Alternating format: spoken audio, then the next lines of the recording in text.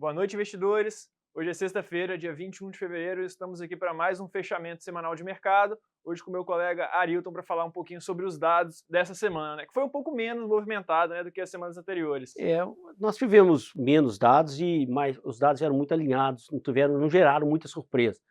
Particularmente os dados mais importantes foram os PMIs, né, que saíram aí hoje, ontem à noite e hoje, mostrando a Europa, mesma coisa, crescimento baixo. E aí veio uma surpresa, uma pequena surpresa nos Estados Unidos, que nós já conversamos antes, que é a questão do serviço. O PMI de manufatura nos Estados Unidos melhora, aumenta, mas o de serviço teve uma queda, não só teve uma queda muito maior do que o esperado, a expectativa era de aumento, mas entrou abaixo dos 50, ou seja, contração do setor de serviços. Foi uma surpresa. Mas no geral, os dados eram muito alinhados. China, o Banco Central mexeu nos juros, o Banco Central teve reunião para alterar juros, o mercado esperava manutenção. Então não teve nenhuma grande alteração. E aí, nessa situação, a gente já sabe, né? Sem grandes mudanças, o mercado meio que andou de lado. E aí, eu passo para você para falar aí como é que os ativos estavam reagindo. Exatamente. Bolsa está lá nos Estados Unidos, está caminhando a semana para fechar em queda. Uma notícia que saiu agora na sexta-feira, que é muito preliminar, né, para a gente poder dar qualquer tom no mercado, mas que eventualmente pode surgir um novo vírus, que a gente já viu essa história acontecendo algumas vezes. Vale acompanhar durante as próximas semanas para ver como que isso vai repercutir. De qualquer forma, a Bolsa acelerou as quedas na tarde dessa sexta-feira, então os principais índices americanos vão fechar a semana caindo um pouco mais de 1,5%. Né? E nessa toada do dado de atividade, que veio, né, surpreendendo um pouquinho o mercado, a curva de juros também fecha essa semana lá com um leve fechamento, principalmente aqui na ponta mais curta, né, que impacta um pouco mais esse universo de política monetária lá fora. E aqui no Brasil também uma semana que não teve muita surpresa. Vamos lá olhando, saiu o IBCBR aí, ele continua sinalizando que a economia brasileira está perdendo ritmo no quarto trimestre do ano passado.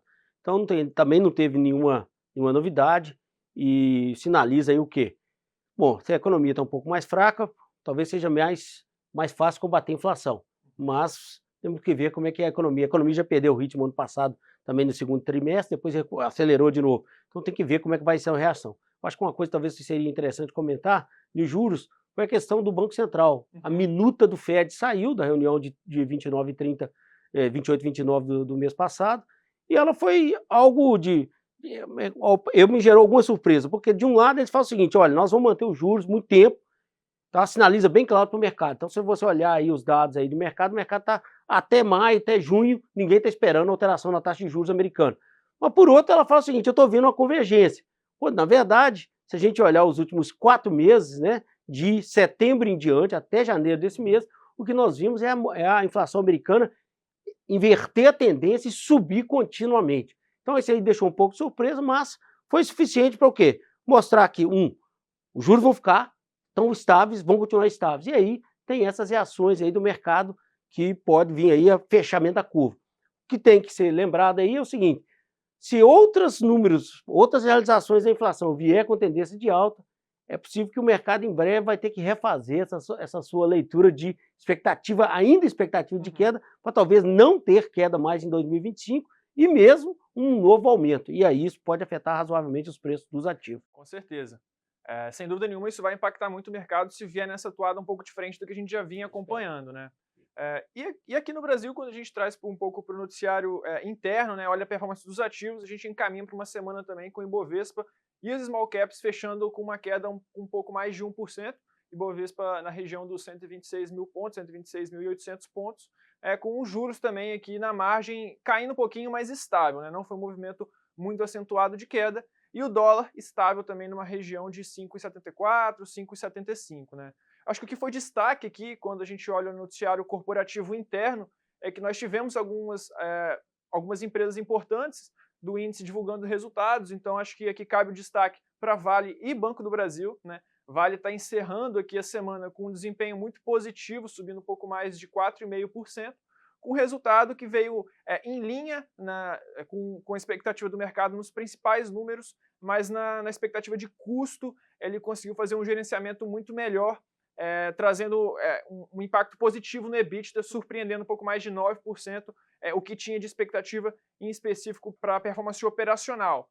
E Banco do Brasil encerra aqui a semana com uma queda de pouco mais de 3%. Né? O resultado ele também veio em linha, mas trouxe um guidance um pouco menor enquanto o crescimento da carteira de crédito, que a gente está num cenário um pouco mais difícil aqui no interno mesmo, e também uma expectativa de uma distribuição menor de dividendos, né, que é uma empresa que ela historicamente distribuiu muitos dividendos, mas tem uma expectativa de um payout menor daqui para frente, né? Então é de se esperar que os investidores eles ficam um pouco mais avessos a esse tipo de ativo, né?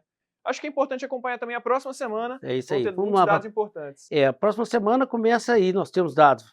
Nos Estados Unidos, o principal dado é o PCE, o índice de inflação que eles usam, que, como nós falamos aqui, tá tendo repiques aí, que eu já não chamava nem de repique. Repique é um mês, talvez 2, mas aí já temos aí desde setembro, né, outubro, novembro, dezembro, janeiro, com repiques de inflação no CPI, vamos ver o PCE sai essa semana. Se tiver outro, manter aí a tendência de aceleração, isso aí pode provocar mudanças na leitura do mercado. Internamente, para o Brasil, nós também temos dados de inflação IPCA 15, né, o mercado está preocupado ainda porque o número de janeiro foi muito contaminado, a inflação de janeiro, pelo bônus de Itaipu, assim conhecido no mercado, que reduziu os preços de energia e aí gerou um índice de inflação menor, bem pequeno, bem abaixo do que nós estávamos vendo. Mas o mercado não alterou a expectativa, a inflação continua subindo no boletim Focus e nós temos o IPCA 15. Outros números aí terão menos impactos, mas também que devemos acompanhar interno. Sai o déficit primário e nominal do Brasil do início desse ano. Esse é um número importante que vai sinalizar como que vai ser as contas públicas nesse ano. Tá certo?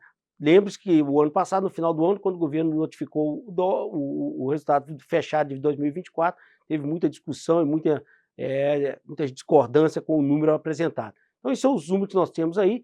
Nós temos que olhar também o CAGED, esquecendo aqui, o CAGED vai sair. O CAGED é importante porque ele mostrou uma desaceleração muito forte no final do ano passado. Então, o que nós temos que ver é se essa desaceleração ela continua, se a queda está aumentando ou simplesmente é uma coisa sazonal e esse número vai ajudar a gente aí. É isso que nós temos que acompanhar para a próxima semana. Obrigado, então, investidores, por acompanhar o resumo mais uma semana e estaremos aqui novamente na próxima semana. É isso aí. Um abraço a todos. Até a semana que vem.